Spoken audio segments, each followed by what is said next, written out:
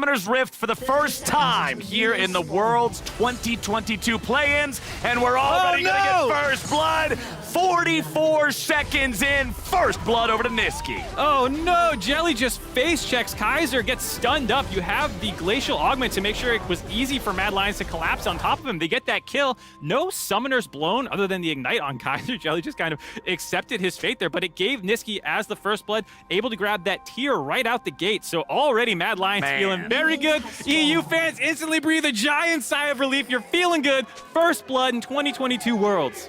Jelly gift wrap that one for him, Mark. That is not the start they are looking for. Silver lining, as you said, at least no summoner spells spent there by the Isserus support as he got caught. But man, that is not a good look. Like you said, the tier for Niski, just being able to have that stacking from moment zero in the lane. Get that stacked up, get that to the max level that much more quickly. Latam saying, welcome to Mexico, have a gift, have a first blood, enjoy your stay, Mad Lions. And like you said, this makes it so annoying to play against Niski because if you play Ixalia well, you can theoretically not bump into mana problems. This allows you to play kind of brain off and spam a lot more through the first couple levels than you ever normally would be able to, given that you're going to start stacking that tier up right away. You have that bit extra base mana as well. So we talk about controlling Niski. Giving him extra mana to shove and roam is not what you want. Exactly. When we think about players wanting to shove, normally just mindlessly spamming the wave is one of the best ways to shove.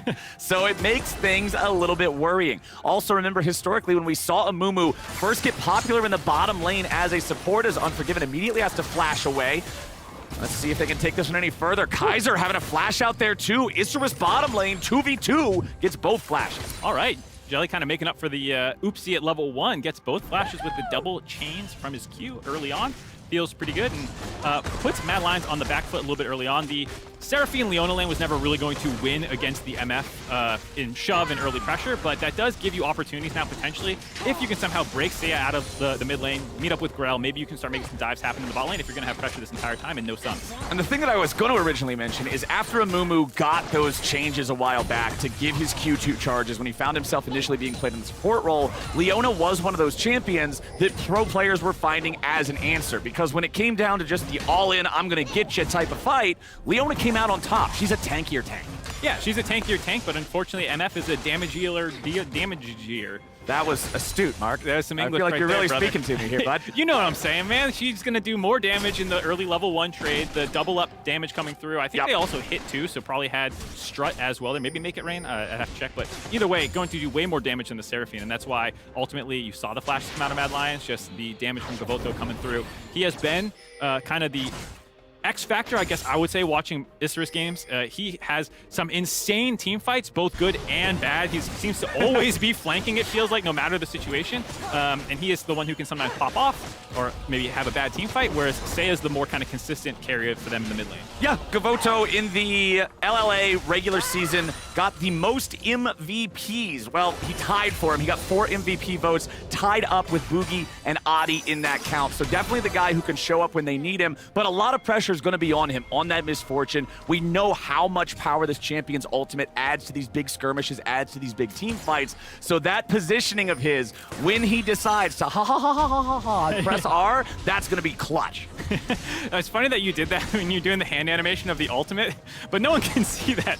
So it was very funny for me, at least, to see the double guns there going off for you. Anyways, for this game right now, nice bit of a freeze here, making it risky for Mad Lions. They do have that one ward, and they don't know, but Grell was camping in the tri-bush, got the reset, though, didn't want to waste any more time. So a little safe for Mad Lions bot lane here, and I think they are some 2 members that have drawn a little bit of the attention for what was going on towards the end of playoffs for Mad Lions. The meta came through, there's that big change, hyper carries being a focus, bot lanes needing to win a lot, and Mad's identity being more about pushing and roaming and team play. Did feel like they struggled a little bit, both Unforgiven and even Kaiser a little bit. I saw him making roams that got him caught out of position, not quite playing at the same level that we all know he can play when he is this world-class support, and hopefully can stabilize from here in this bot lane. And that's why I like the Seraphine so much for Mad Lions. If you know your bottom laner is not the standout guy on the team, if he's not the superhero, if he's not the carry, then cool, put him on Seraphine. Create this death ball. Make this massive 5v5. And that's another thing that I think is going to be important when we look at compositions and we go through all these games, these 8 games a day in play-ins group stage in this best-of-1 format. Ease of execution on comps. Group up and death ball them, that's a good way to win. Yeah, and both teams have that option here. We were talking about, despite the champions playing very differently, both being somewhat teamfight identity. Armit not got out of position here. He wants this fight. We got Ghost versus Ghost. Grell is taken low and Grell is taken out. Armit barely being kept alive. ADD's looking to get him now, but he won't have the damage. It's a disaster for Isurus. A double kill to Elyoya. Nice collapse from Mad Lions there. Armut starting that one off and having the fancy feat to make sure that ADD could not finish him off when Mad Lions collapsed on top of them. There's that roaming mid-jungle we were talking about. Both Niski and Elyoya coming in, catching out the members of Isurus in the river. Now up to a 3-kill advantage, 1,000 gold lead, feeling very good just past 6 minutes into the game. Man, oh man, the early game has not gone the way that Isurus Gaming was hoping for. That was so close, but still no cigar there in the top side. Ghost on both of the junglers to try to move around, get that extra speed to outplay one another, but it is the Mad Lions coming out on top. Let's take another look at how it went down. Yeah, you can see the invade was spotted out very early on. They knew that the members of Mad Lions were on the bot side of the map, so Grell thinks he's safe to invade, but the fact that Arma had collapsed from top lane to get the initial cutoff gave Elyoya time to collapse with that Ghost. Like you said, charging in there, you know, it's not just a post-level 6 champion for Hecarim. You can scrap early on. It's just sometimes getting on top of people. But when you already have that kind of setup, very easy for him to get both those kills, double kill, accelerating the Hecarim. And I think for a lot of people, Elyoya being arguably the best player on Mad Lions, I think for a lot of people between him and Niski. And Elyoya is at his best on these kind of farming, scaling, carry champions. He exploded onto the scene with a lot of like tempo-based junglers and whatnot. So this is an incredible start for him in his first game at Worlds this year. Oh boy, Niski just getting all in here as the Ram comes flying through. Niski with a flash back to stay alive. Nicely done for the Mad Lions mid laner, but it does cost him both summoner spells to get away from. This is what they were talking about in the analyst test, playing around Seiya a little bit in the mid lane. Not hard committing to it, but Seiya setting that up, getting the initial chunk down to Niski, and ADD roaming down from River. Had that threat from the ultimate. I think Niski didn't need to flash. It looked like he could have just stepped down, but I like playing safer than not early on at an international competition. Like, yeah, maybe you can just walk down out of that, but just don't be greedy. Learn that flash, stay alive. I mean, especially in the format for play-ins groups, because the top spot in either group just automatically gets out without having to play a best of 5, and it's just best of 1s that are determining that top spot, the smallest things that can determine a win or loss could end up being the difference between you playing a best of 5 or not, right? Yeah, absolutely the case. And like we talked about a little bit, Mad Lions playing what should, in theory, be 2 of the easier opponents for them in group stage here on day 1, taking down, hopefully, Isurus for EU fans, and then Istanbul Wildcats later on. A good start right now, and then, you know, have that little bit of momentum as you head into the tougher Eastern teams waiting for them. You gotta be prepared, gotta get the reps in when you can get them, and Elyoya is going to get that early Rift Herald here for his team just a little bit after 8.5 minutes in, as Kaiser and Unforgiven make their way back into the bottom lane. You can see Unforgiven having that ulti here on the Seraphine. That thing is massive gank assist, and it's really good against Misfortune as well. As soon as she starts channeling, you can fire it back, interrupt her, and take over the fight. Same with Leona, just dropping your ultimate on top of the MF if she ever tries to channel her ult early on in a fight will be something that to keep your eye on for Kaiser to do. They did get 2 turret plates, though, during that timing window where they were grabbing the Rift Herald for Mad Lion's side. They're respectful for Unforgiven and Kaiser, making sure that there was no play available on the weak side, but it did allow some more gold to go into Govoto's pockets. Now up to 3,300, just a couple hundred gold ahead of the Seraphine. So we've got dead even farm in bottom lane. About a 1-wave difference with an advantage for Seiya there in mid lane, but jungle and top are massive farm leads for the Mad Lions, and Elyoya and Niski are looking to keep the focus here on ADD.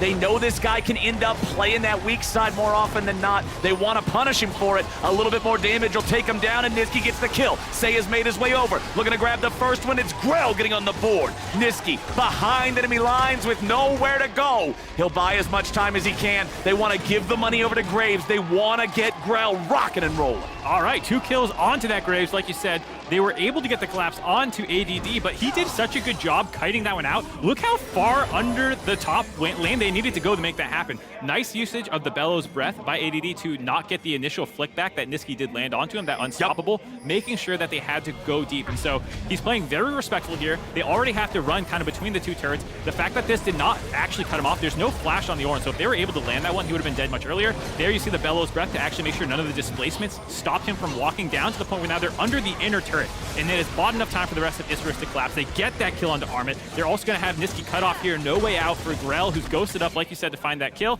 Elyoya, the big brain jungle play, though. Give me some plates! I'm not saving anyone. I'm getting some gold.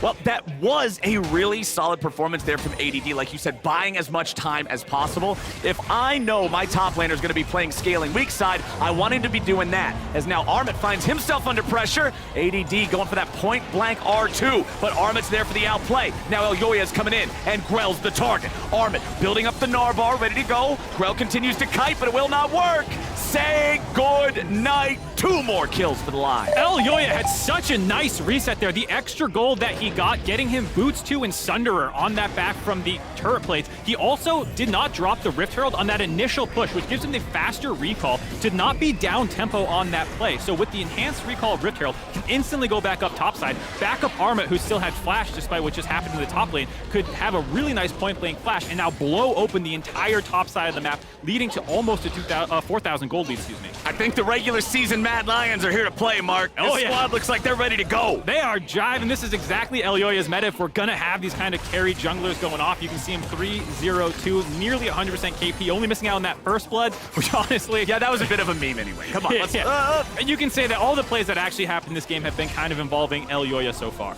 And I mean, that's what we set up as Mad Lions' game plan, right? They want to have Niski being able to support him. They're going to have Armit being able to support him. If Elyoya wants to go, everybody else just says, where are we going? And now we're going mid. Okay, not a whole lot there. I mean, it's Lissandra, but hey. Hey, they tried. Lissandra, notoriously difficult champion to take advantage of in the mid lane, but does get them prio now. Not any focus onto dragons thus far in the game, with the fact that the bot lane for Mad is not their focal point, but now that they have dropped top turret, swapping their focus down around here. We'll see if Isrus want to contest this. All right, Isrus, you're down about 3,500 gold. It's just a Cloud Drake. I'm not sure if they really want to go for it. The Drake's already done. Let's see if Kaiser can find the engage. It's Jelly here with the front. He flashes forward, gets the ulti down onto a couple. Massive bullet time on 2. And Isrus get the angle in a 2-for-1. Niski gets away. Unforgiven still kicking as well. But nicely played there from Isrus. Nicely engaged by Jelly. Nice counter engage. Definitely the case where Mad Lions got that dragon for free. They were pinging out ADD and said, hey, the Ornn's not here. His ultimate wasn't even available. They're looking at this as a 4v4 without the main frontline tool. So I think that they can just brute force through here onto Jelly. But the fact that Devoto does get charmed here, cleanses it off, gets this full ultimate, no interrupt by Kaiser. So the 2 members on the front line, Hecarim and Leona, get absolutely destroyed by that. Devoto's going to get a little bit more gold now, starting to get some in his back pockets, bringing that gold lead a lot closer. Bit of a misstep there by Mad Lions, underestimating the power of team fighting for Isrus. And hey, Isrus closed that 3,500 gold gap to a little bit under 2K there. So that was a pretty big swing in keeping this game within reaching distance, right? It was starting to run away from them a little bit. That pumped the brakes nicely. And MF is the main carry in this comp. Yes, the Graves will do damage, obviously Lissandra and whatnot, but if anyone wants to be fed, it's going to be the MF. And she's up above 6,000 gold now, only a couple hundred behind Elyoya, the most fed members for Mad Lions. So this is a decent start for them. You can see going for the Kraken Slayer DPS-oriented build. I think a lot of people prefer this over the kind of like pen build with Eclipse or whatever else you might go as a main carry when you're going to be frontline to hit. The attack speed buff that Strut gets is absolutely no joke, and you can pump out that damage with the double up kind of auto attack reset that you have. Plus with the Last Whisper as the second item, he knows he's going to have to shoot through Kaiser. He knows he's going to have to get through this Hecarim in this Gnar. You can already see the winged moonplate in the inventory of Elyoya. Those movement speed tank items are going to start coming out, and the horse is going to get very scary very quick. Gunning through that front line is not just an option, it's going to be a necessity. Absolutely. And Elyoya, excuse me, you see not going for the tier build where you end up with Muramana that a lot of people go when they're going full carry Hecarim. Yep. They can grab that tier early on. It does grab the Sunder and it's going into tank. So kind of respecting this meatball identity that they're going to have. When you get those resistances, the healing gets even stronger for you. And you can see Isrus, despite that fact, going to try and contest this objective as well, it looks like. Okay, Mad Lions took the first Herald 8.5 minutes in. Isrus want to see if they can challenge here for this one, but it ain't gonna happen. Where's the follow-up? Unforgiven thrown up into the air, but now they're trying to get themselves back out as Niski cuts them off. ADD bangs his head into the wall, and they bang ADD into the ground. Niski still throwing out a couple rocks, seeing if there's anything else to find. Seismic shove won't hit a target, but that's Mad Lions getting themselves a herald and getting themselves a kill to boot. Niski giving a target to Isra split their focus there. It was a nice interrupt onto Jelly, potentially collapsing from the Orin ultimate. That was nicely done by Kaiser to stuff any engage. And then once that happens, here, we're taking a look at it first. ADD starts this fight off with that ultimate, like we're saying. Jelly wants to get that follow-up, but the ultimate stun there by Kaiser stops any potential massive wombo combo. And once this wall comes in from Niski and kind of bisects the team fight, Seiya decides, all right, we'll go for him instead, but Niski having his flash available is able to get out of there while the rest of his team focuses down ADD, win that fight. Nice execution there, as well as grabbing that Rift Herald, kind of making sure this game didn't slip any further away from them, still in control. Yeah, and that was kind of the other side of the coin from what we saw at Drake, right? Mad Lions is there. Mad Lions is going to get the objective. Isris wants to do something about it, but now Niski, Niski, this isn't where you want to be, buddy. Nice shutdown. Kill credit goes over to Seiya. Yeah, look, we were just saying, lost his flash in that previous team fight. Isris immediately targeted him down. Seiya getting that lockdown. Big part of the kills so far, him and Graves, 100% kill participation. And Grell and Seiya, I think you could say, if you hadn't watched, they are the two main, I think, playmakers for this team in a lot of ways. Seiya has, I feel like when I watch him, a little bit of that like Bjergsen syndrome that people sometimes say, oh, well, he could be a bigger playmaker or whatnot, but he's almost always doing the right thing.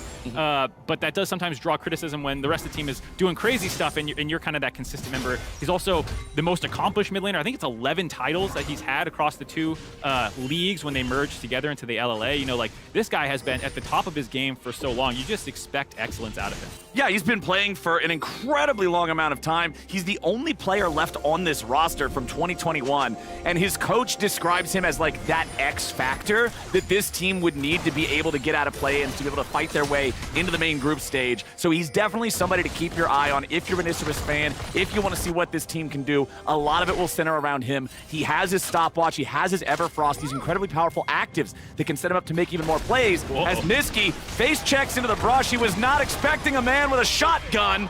He uses that stopwatch, but it won't do a damn thing. Grell gets the solo. Man, Isserus really picking on Niski now, catching out the LEC MVP in the side lanes twice in a row. This time, ADD was camping long range to maybe set up with his ultimate, but Grell was just so fed, and the fact that he got the wallbang right out the gate there, able to drop Niski so low, still no flash, got the stopwatch out of him as well.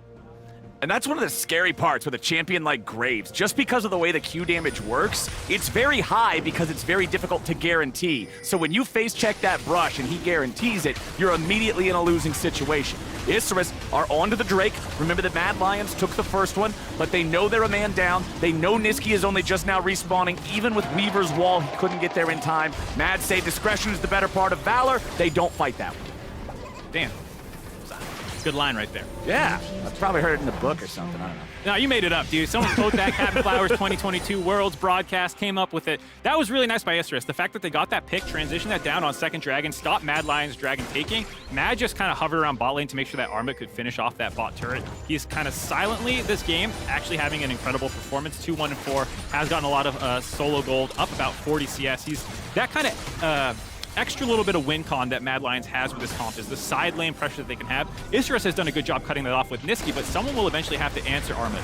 And once again, Niski with a face check there, but he's got backup this time. The hunter has become the hunted, and Grell drops. Elyoya grabbing the kill credit on that one. Niski barely getting away with about 100 HP, but it's 100 more than Grell's got now. Dead for the next 20 seconds, 9-6 in favor of the Mad Lions. It was a cute idea, I think, by Isserus, but underestimating how many members of Mad Lions were showing up there. There was the recall to cover the push by Seiya, gets caught out, and then Niski had some backup coming in. Now Elyoya up to 4-1-4, completed that Force of Nature. Not going to be taking very much damage from Seiya anymore. Probably not from ADD either, but luckily for Isserus, it's Grell and Kabuto who are bringing most of the damage right now. Yeah, he's got cooldown boots, he's got Force of Nature, and his Mythic is a damage item. So there's no armor at all on this champion. There's no Mountain Drake picked up by Mad Lions either. There's just not going to be any Mountain Drakes in this game for a while until those start spawning here. But the thing that we got to remember is the Graves, the misfortune. Hecarim walking into a bullet time or a Graves combo, he can still melt. And that's kind of what I'm looking for Isserus to be able to set up and make happen. Yeah, that's exactly what happened in that dragon fight that Isserus were able to win. We'll see if they can start replicating that. So far, it feels like these fights have been very close when we saw them. The Rift Herald one, it was better execution by Mad Lions. The Drake fight, a bit of an overstep by Mad Lions. So they've been good about getting these dragons first, except for that one where Niski got picked off. I expect them to, with the advantage that they have with side lane in Armit, when they are able to make sure that Isrus is not getting a flank onto Niski or something, they should be able to get to these objectives first, I believe. Though Gavoto in the mid lane will have priority mid. It's very hard for the Seraphine to step up and contest that one. Yeah, that Lord Dominic's Regards second item fully completed now for the Misfortune as well. You can see the Black Cleaver on Armit as a lot of these guys on both sides are hitting those 2-item power spikes. And we talk a lot about gold advantages in League of Legends, but gold is just a pathway to items. And so especially if you're the team that's behind, you want to fight on the same completed item spikes if you can. And right now, it looks like both squads want to posture around mid. Niski gets away there as Jelly tried to go in after him. Yeah, got the interrupt, I think, actually on the Q, so did not end up over the wall for Jelly, but still gets the flash out of Niski, which in 2 minutes will still be down when they get to this Drake fight again.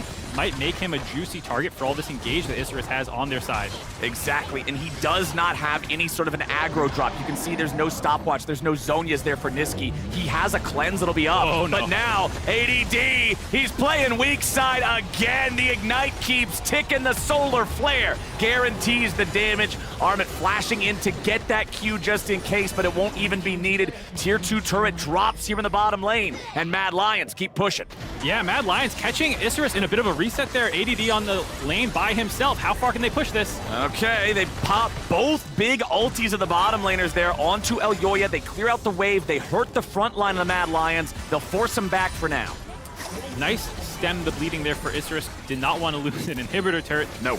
Right there. And I still like that play by Mad Lions, getting down, getting onto ADD. You saw how long he lived. He actually played that one fairly well. Almost got out and had to get finished off by kind of a Leona ult snipe. Yeah. But because Isrus was just so out of position in the middle of that reset, they couldn't actually punish Mad Lions there. Mad Lions able to get more gold in their back pocket, get this back up close to that 4,000 gold lead that they were at before, heading into the third dragon. All right, third dragon, 2 big team fighting comps. I feel like being first to the scene is of paramount importance here. Absolutely the case. I think both teams are very happy to make the other team face check them. They have a lot of lockdown CC, both teams. If you go and try and walk into a Seraphine with the poke and then the charm coming through, forcing you to walk forward, the flickbacks, all that stuff is very scary. Same case for Isrus. You have the Misfortune ultimate to combo with the Mumu. You can see them still want to keep a little bit of vision onto Baron, not lose it completely, but based off their positioning, the fact that Isrus has all their members up on the top side of the map, you have to think that they're not actually going to contest this. I can understand this thought process. ADD is 2 levels away from starting to turn on his items, so instead they're saying you stay, Mad Lions up on the top side trying to get the Baron pressure down. Mad Lions just going for the Baron. They're saying, all right, you guys had control over that bottom side river. If you want the Drake, take it, but Baron's gonna go our way. Isrus hanging around this area. Baron's at about 6K, Mad Lions pull off of it. It's so dangerous to hard commit to something like this for either one of these comps with the amount of AoE on both sides, but it still means there's Drake alive. Drake is still alive, but Mad Lions are not backing off the pressure with the Seraphine in their comp. They can kind of keep posturing around this objective, force Isrus over and over again to have to face check them. They have such good vision control here in the river, but Isrus are kind of calling that bluff, saying, we'll just keep taking turrets if you don't actually commit onto the Baron. Yeah, Isrus is doing a really good job here, just picking up 2 turrets for free in mid. It's not going to stop them from getting to the Baron in time, you would think.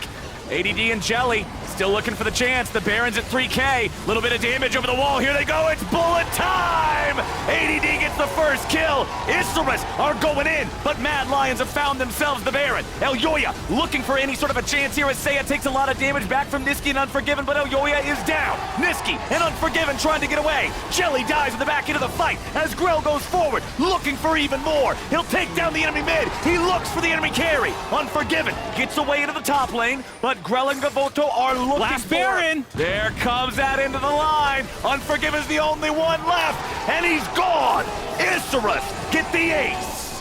Isrus wiped the Baron off of Mad Lions. It was a last-ditch effort by Elyoya, ulting into the pit to make sure it was not a complete disaster of a play.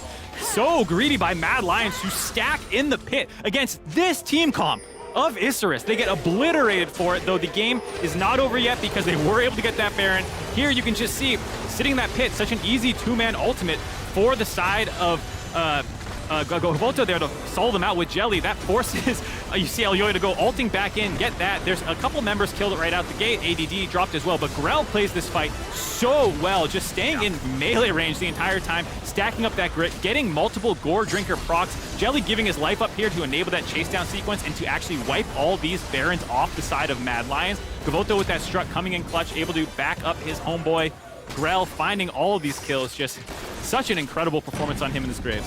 And this is a huge reason why he's got Ghost on the Graves too. As you could tell, he was ghosted that entire fight. As he got the resets, as he was able to get those knockouts, he just kept extending the duration, and the hometown crowd is ready to go. Yeah, I was just about to say, it must feel so good playing on the world stage, acing the European representatives here, the 4th seed, in front of your audience, getting those crowd cheers behind you now, and the gold lead still about 3,000 in Mad Lions' favor. That Baron being smited by Elyoya, I can't stress enough how important it was, because it's not just the fact that you get a gold lead from it, but also stopping Isrus from continuing to push and then group up with this comp that they have would be so difficult to stop the siege. So Isrus did get those 2 turrets mid. They did get the ace. They did get themselves the Drake as well. You can see they've got that mountain on them now, so they're going to be a little bit tankier. One thing they got to be careful about, as you can see them backing away from where they were in the bottom lane. ADD's on the other side of the map with no teleport, so they really couldn't afford to get caught out there. They're going to back away for now. We've got 4 minutes until the next Drake and the next Baron are alive, and it's Mad Lions once again pushing out the bottom lane. What do you want to see them do here, Mark? I like what they're doing right now, just staying aggressive, trying to get vision control and make these kind of pick plays happen. You do have a lot of mobility with Elyoya's speed, with Niski's ultimate to try and find people in the side lane. Armut is still very strong, very far ahead of ADD himself, so very possible for Mad Lions in these 3 intervening minutes before they're forced to 5v5 again to look for pickoffs. Isrus has done a good job themselves of finding angles onto these, Niski in particular, whenever he's split. So for them, though, I do still kind of go back to that scaling angle we're talking about. ADD is hitting those Masterwork Horn items now. This is going to make them even scarier in the 5v5s as they continue to scale up.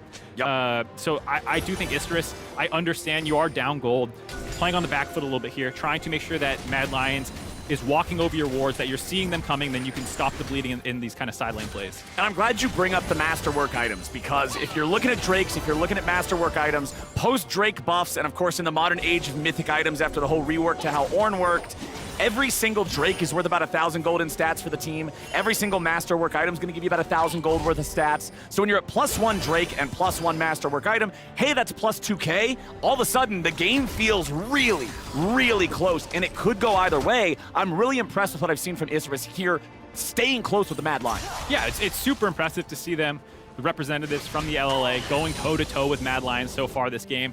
A lot of these team fights have been huge ultimates by Gavoto. I think he's having an incredible performance, like you said, one of the most important members of this team.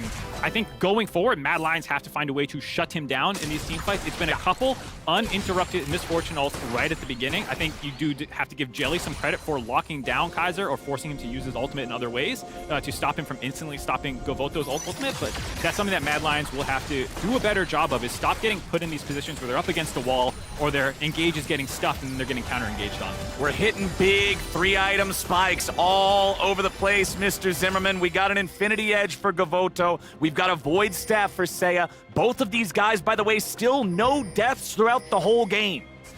They're looking really good, the 2 primary carries of Isrus. Like I was saying, Seiya is someone who, when I was watching, I was just so impressed with his positioning. Almost never caught out, never not able to do damage, always contributing positively in team fights. And I think he is, you know, for a reason, one of the best players in Latin American history. He's absolutely incredible and in a position right now to continue carrying with the Zonias completed, with the Everfrost, and just so many lockdown tools available for the Lissandra can win these fights for them. Oh.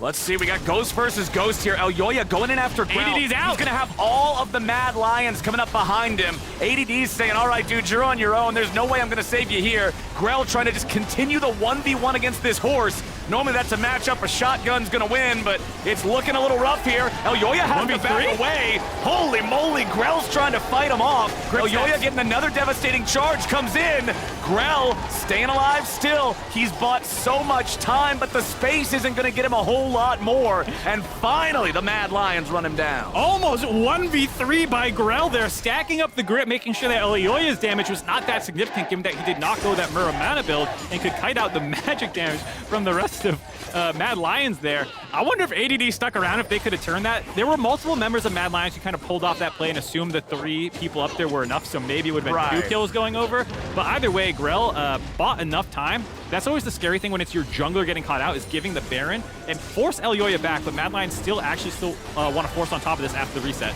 Yeah, I love the fact that Mad Lions are at least going to start this up. They're going to force Isserus to come answer. They know they have a 5v4 for the next 10 seconds, and the 4 is missing a jungler. There's no chance for a steal. Great Baron take from Mad Lions. Okay, I thought Isserus, with how strong their team fight is in this situation, maybe could still force it, but I understand without Grell there, that extremely fed member on their team did not actually want to take that risk, so they just seed the Baron over. That pickoff does come through, taking out the enemy jungler, gives Mad Lions a window for their 2nd Baron of the game. Mad Lions getting a big bonus with that one. I also want to draw your attention over to Armit, who is now almost 100 CS above his opponent. He has 3 fully completed items working on that 4th. This Gnar could very easily be an X factor, especially in a river fight on a mountain rift. Let's see how this Drake fight goes down. Scuttle Crab, the initial focus here from the side of Isserus. They'll secure that one for themselves. Look at Armit. Look at how charged up the bar is. He's ready to come in on the flank, but ADD's gonna mark him, keep him zoned out. Mad Lions still keeping the aggro here on the Drake itself. Niski throws the Weaver's wall through, tries to cut Isserus off from one another. Jelly goes in. Where's the follow-up? Kaiser's gonna be caught here in the front, but Gavolto is finally pressured as Elyoya goes into the back line. Jelly dies first. Unforgiven taking the kill on that one as Armit is causing a ruckus in the back. As ADD looks to finish him off, it's already 3 dead on Isserus. It's a double kill back over to Niski. The Mad Lions roar to life, and Grell can't do anything about it. ADD, the last man standing. Run, Horn, run! You see if he can get away, but at this point, Mad Lions found that back-breaking fight they needed. Armit's going to be left to stop ADD from getting off any sort of recall. Will get the teleport through. I don't think Armit has enough damage to stop that one. Nope. But the rest of Mad Lions have already turned to the mid lane, winning that fight, breaking it up, not giving Isserus an easy single target to wipe off the map. They had made such a chaotic situation there that they could not actually finish off any of the members of Mad Lions. They grabbed that turret. Now they're going to grab this dragon to stop the stacking for the side of Isserus, getting that gold lead up much higher now. That gold lead is 7,000 for the Mad Lions. They finally stopped Gavoto. They finally threw a wrench in the gears of the AoE teamfight machine, and Mad Lions seems to have it figured out. Yeah, you want this kind of instant burst by the side of Isserus, but you see Seiya trying to get on top of Unforgiven, gets a lot of damage down, but the MF ult is just a little too short to actually hit Unforgiven. Doesn't finish off Kaiser, can't finish him off. On the backside of the fight, Armit, like you were saying, keeping Gavoto busy this entire time. Seiya was also getting pinged down by Niski because he was not able to finish off Unforgiven, so they were just not able to find any one of these targets. Grell also not really in a position to contribute the way that he had in the previous team fights running forward. You can see he's still a force to be reckoned with, but without the rest of the early kills coming through, the sustained damage available, the shielding, the healing, all the things that the Seraphine can do is just too much. All right, so what do we want to see Mad Lions do now? As real quick, I do want to touch on this graph because it's Grell, the standout damage chart topper of the entire game, but overall higher values for the Mad Lions as a team. Their Baron's expiring. How do they close this one out quick and clean? I think that they're eventually going to go back to another Baron setup. They've done a very good job at those, aside from that first one where they all ended up in the pit, but I think they know better than that this time around, actually have to commit to a turn and finding someone. I also got to say, just Armit is so insanely far ahead. If you look at the gold, he's over 5,000 gold ahead, just getting his Flame Horizon online now. Will continue getting further and further ahead of ADD. No one can stop him 1v1 in the side lane, and so you also have that in your back pocket as well, is that when you do start doing these Baron setups, you don't need to full commit to it. You can just pressure them and buy space for Armit to work 1v1 down on enemies in the side lane. He's already level 18, highest level in the game. No one else is really close. Niski, I guess, at 17 is the only other one on their side, but ADD 3 levels down. And one of the big things I'm looking at here, 4-item power spikes. They're online for Mad Lions. You've got the Force of Nature there for Armit. You've got the Rabadon's Death Cap for Niski. Even in the Seraphine inventory, Cosmic Drive, Void Staff, Seraphs, they've got a big advantage over Isserus right now, who are still sitting on components for those 4th items in most positions. I'm looking to see Mad continue to keep the pressure online. Yeah, I like this. They're hovering around mid. They're keeping them forced there while Armit has the pressure in the bot lane. keeping Isurus confined to their base, no way to push out and get wards in advance of whenever the Dragon and the Baron come up. Both of them respawning at around the exact same time, 2.5 minutes out basically for both of them. But with how much pressure Mad have, there's no way for Isurus to set up, get wards for TP flanks if Seiya wants to try and come in from the backside of a team fight. And because he's the only one with the strength to really contest Armit, that means that one of your biggest damage dealers and setup for CC and Engage won't be there. Yes, ADD, if he's the one grouped with your team, has plenty of Engage as an Ornn, but it's not quite the same backline threat that Seiya could bring if he was the one who was grouped with your team. Alrighty, my friend, we have some troubling waters here for Isurus. They've put up a really good fight so far, but honestly, just the past couple of fights from the Mad Lions have been such different makers. I feel like the game's just been blown wide open. It's pretty hard for Mad to lose from this point. Yeah, Mad are looking good, but I gotta say, this is an absolute banger for a first game of Worlds. The hosts in Latin America and Mexico City, Isurus Gaming, going up toe-to-toe with Mad Lions. They're on the back foot now, but I think keeping this game closer than a lot of people were expecting, myself included. I thought Mad Lions, especially with the early kills that they got in the game, would just run away with this one, but showing a lot of toughness from Isurus here, but will be very difficult to actually come back from here with the amount of control that Mad Lions have. Yeah, we remember back, to the start of the game. It was Jelly, the free kill at 44 seconds into the game. It was the 2-for-0 in top, where Armit just barely lived, kiting him out. Mad Lions had a great start. Isurus was able to strike back well in some of those team fights, and I think some of that was Mad Lions' overconfidence as well,